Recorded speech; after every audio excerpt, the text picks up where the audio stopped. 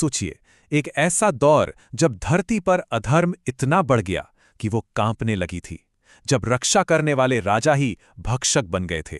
उस घोर अंधकार में न्याय को खुद एक शस्त्र उठाना पड़ा, एक परशु। तो चलिए आज जानते हैं भगवान विष्णु के छठे अवतार परशुराम की अद्भुत कहानी। ये बात उस समय की है जब सिंहासन पर बैठे लोग ही अपनी प्रजा का शोषण करने लगे थे। एक ऐसा वक्त जब धर्म की रक्षा करने के लिए खुद धर्म को ही एक योद्धा बनना पड़ा। तो चलिए इस महागाथा की शुरुआत करते हैं एक ऐसी दुनिया से जहां रक्षक यानी क्षत्रिय वर्ग अपना कर्तव्य ही भूल चुका था, और ऐसे में एक दिव्य हस्तक्षेप जरूरी हो गया था। कहानी शुरू होती है सहस्त्रकुंड के शांत जंगल से, जहां हवा में बस वेदों की गूंज थी। यहां रहते थे महान ऋषि जमदग्नि और उनकी पत्नी रेणुका। उनका जीवन तपस्या और पवित्रता का आप कह सकते हैं एक प्रतीक था।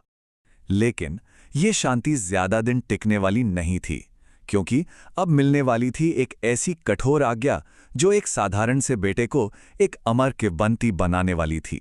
तो हुआ ये कि एक सुबह नदी से पानी लाते वक्त माता रेणुका का ध्यान बस एक पल के लिए भटक गया।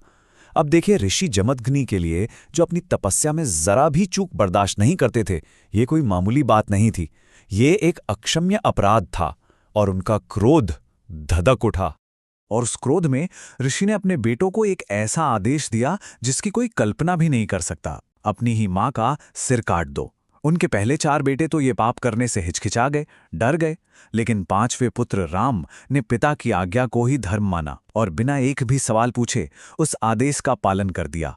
अब इस अविश्वसनीय आज्ञाकारिता को देखकर जमदग्नि प्रसन्न हुए और उन्होंने राम को एक वरदान मांगने को कहा। और राम ने जो मांगा ना, उसी से उनके महान चरित्र का पता चलता है।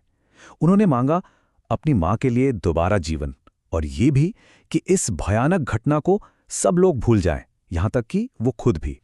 और यहीं से कहानी एक बिल्कुल नया मोड़ लेती है। ये मोड़ जाता है उस बड़े संघर्ष की तरफ जो परशुराम के जीवन का मुख्य मकसद बन गया।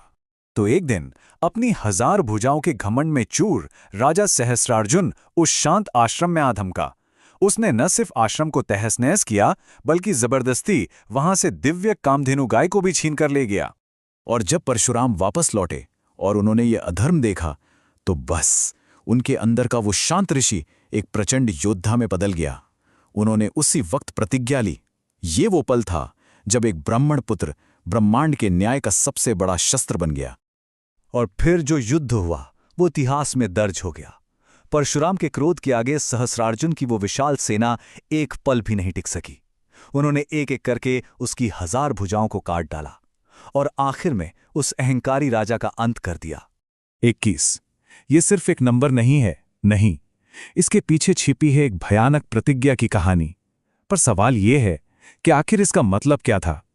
देखिए, परशुराम को यह समझ आ गया था कि प्रॉब्लम सिर्फ एक राजा की नहीं है। ये अधर्म तो पूरे क्षत्रिय वर्ग में पीढ़ी दर पीढ़ी चला आ रहा था।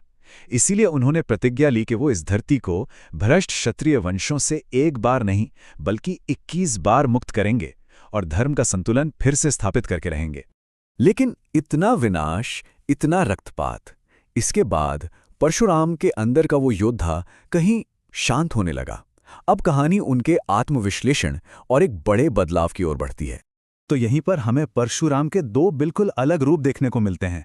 एक तरफ क्रोध, शस्त्र और प्रतिशोध से भरा एक योद्धा, और दूसरी तरफ तप, शांति और प्रतीक्षा के रास्ते पर चलता एक तपस्वी।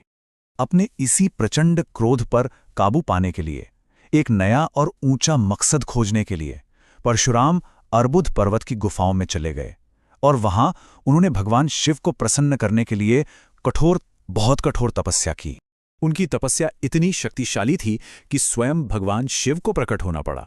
उन्होंने परशुराम को न सिर्फ अपना दिव्य अस्त्र परशु दिया, बल्कि साथ में दिव्य शस्त्रों का सारा ज्ञान और सबसे जरूरी चीज आत्मनियंत्रण यानी सेल्फ कंट्रोल की कला भी सिखाई, और उन्हें धर्म का एक अमर संरक्षक होने का काम सौंपा। और बस यहीं से परशुराम की कहानी समय की सारी हदों को पार कर जाती है। वो बन जाते हैं युगों के संरक्षक। जरा सोचिए, वो अमर हैं, त्रेता युग में उन्होंने भगवान राम को चुनौती दी तो द्वापर युग में भीष्म, द्रोण और कर्ण जैसे महान योद्धाओं के गुरु बने। और ऐसी मान्यता है कि वो आज भी इसी कलयुग में महेंद्रगिरी पर्वत पर तपस्या में लीन है। जानते हैं किस लिए? ताकि भविष्य में जब भगवान विष्णु के आखिरी अवतार कल्कि आएंगे तो वो उन्हें प्रशिक्षित कर सकें। परशुराम की ये कहानी सिर्फ पुरानी किताबों या कथाओं तक ही सीमित नहीं है। उनके होने के सबूत, उनके पच्चिन्ह आज भी हमारे देश की मिट्टी में मौजूद हैं। जैसे कि अरुणाचल प्रदेश का परशुराम कुंड जो उनके प्रायश्चित का गवाह है, या फिर महाराष्ट्र का पावस मंदिर जहां उनका युद्धा वाला क्रोध एक ऋषि की शांति में बदल गया। माना तो ये भी जाता है कि केरल की पूरी जमीन उन्होंने ही समुद्र को पीछे धकेल कर बनाई थी। और हिमाचल की रेणुका झील जहां आज भी एक बेटे के अपनी मां के लिए प्यार की कहानी जिंदा है।